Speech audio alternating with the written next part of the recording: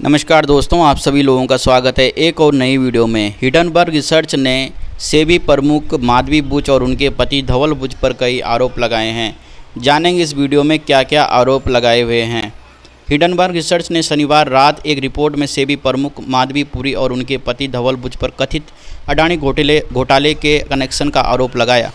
America की short selling company Hindenburg research ने documents का हवाला देते हुए कहा कि बुच और उनके पति के पास एक ऐसे ऑफशोर फंड में हिस्सेदारी थी जिसमें गौतम अडानी और उनके भाई विनोद अडानी द्वारा बड़ी मात्रा में पैसा निवेश किया गया था। विनोद अडानी और अडानी समूह की कंपनियों के अध्यक्ष हैं। उनकी रिपोर्ट में हिडनबर्ग ने बुच दंपति पर कई आरोप लगाए हैं। एक आरोप में दावा किया गया कि जिस कंपनी में माधवी की बड़ी हिस्सेदारी है उस कंपनी की सालाना कमाई माधवी की सालाना सैलरी से कई गुना ज़्यादा है। अडानी से कनेक्शन भी जोड़े गए। हिडनबर्ग रिसर्च में अपनी रिपोर्ट में बताया कि माधवी बुच और उनके पति धवल बुच ने बारमूडा और मॉरिशस के फंड में स्टेक लिया। इसमें IPE प्लस फंड एक ऑफशोर मॉरिशस फंड हैं। इसे अडानी डायरेक्टर ने इंडिया इंफोलाइन IIFL के जरिए स्थापित किया है। इन दोनों फंड का इस्तेमाल गौतम अडानी और उनके भाई विनोद अडानी ने भी किया था। रिपोर्ट में दावा किया गया कि सेबी के महत्वपूर्ण पद पर होते हुए माधवी ने अपने प्राइवेट अकाउंट से यूनिट बेचने के लिए इन फंड को ईमेल किया था। रिपोर्ट में दावा किया गया कि इसमें सेबी की अडानी के साथ मिली भगत हो सकती है। शायद इसलिए सेबी ने अडानी ग्रुप से जुड़े ऑफशोर शेयर होल्डर्स के खिलाफ एक्शन नहीं लिया।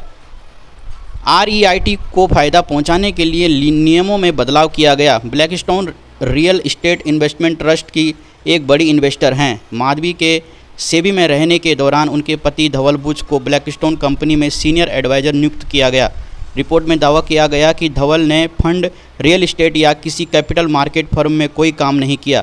इस क्षेत्र में कोई अनुभव न होने के बावजूद उन्हें ब्लैकस्टोन से जोड़ा गया। रिपोर्ट में आरोप लगाया गया कि माधवी बुच की लीडरशिप में सेबी ने कई ऐसे रेगुलेटरी बदलाव को पास किया जिसमें REITs को फ़ायदा हुआ। कंसल्टिंग फर्म में मोटी कमाई का भी आरोप लगाया गया। हिडनबर्ग रिसर्च ने अपनी रिपोर्ट में आरोप लगाया कि माधवी अगोरा एडवाइजरी नाम की एक कंसल्टिंग फर्म में 99% की स्टेक होल्डर थी। हालांकि 16 मार्च 2022 में सेबी के चेयरपर्सन पर नियुक्त होने के 2 हफ्ते पहले उन्होंने कंपनी में अपने शेयर्स अपने पति धवल बुच के नाम ट्रांसफ़र कर दिए। अगोरा एडवाइजरी में धवल बुच डायरेक्टर हैं। कंपनी की सालाना रिपोर्ट के मुताबिक कंपनी को वित्त वर्ष 2022 में से कंसल्टिंग से 1.98 करोड़ रुपए की कमाई हुई है। यह माधवी की सेबी की होल टाइम मेंबर की सैलरी का 4.4 गुना ज़्यादा है। रिपोर्ट के मुताबिक 31 मार्च 2024 तक इस कंपनी में माधवी की हिस्सेदारी 99% थी। आरोपों को बताया बेबुनियाद।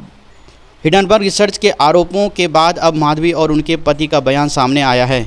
इन्होंने एक जॉइंट स्टेटमेंट जारी कर हिडनबर्ग रिसर्च के इन आरोपों को बेबुनियाद बताया। बुच दंपति ने अपने बयान में कहा कि 10 अगस्त को हिडनबर्ग ने हमारे खिलाफ जो आरोप लगाए हैं वे पूरी तरह गलत और बेबुनियाद हैं। हिडनबर्ग रिसर्च के इस आरोपों में कोई सच्चाई नहीं है। उन्होंने कहा कि हमारा जीवन और वित्तीय स्थिति में एक खुली किताब है। अगर अथॉरिटी और किसी डॉक्यूमेंट्स की मांग करती है तो हम उसे पूरा करेंगे।